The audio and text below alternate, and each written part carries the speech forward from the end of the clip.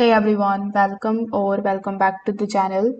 In today's video, I will show you exactly how to transfer files from an Android phone to a Windows laptop in 2025 step by step. So whether it is your photos, your videos or documents, I will cover the fastest and the easiest ways to move your files without losing its quality. So without further delay, let's get straight into it.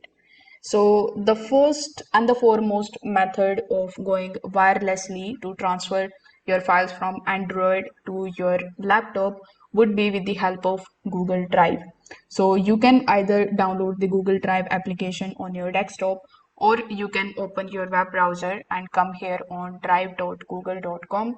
You will have to first of all log in here with the same account that you are using on your phone.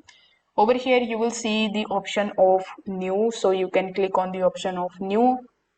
After that, you can start uploading your photos and videos with the help of your phone, and then you are going to view them over here in your PC. So it is perfect for large files or when your device aren't near each other.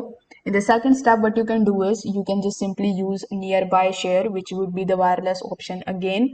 So in 2025, nearby share is now built directly into your Windows 11. So here, when you click on the option of this settings icon, and when you come here in the taskbar settings, you can just use the option or the search bar that is given here on the top, and here you can simply search for nearby share.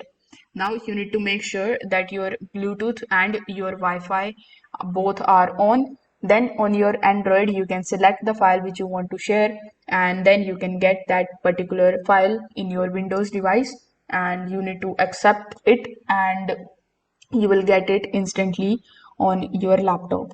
So this way you will be able to transfer your files from Android to Windows laptop in 2025. If this video helped you out, make sure that you like this video and subscribe to the channel.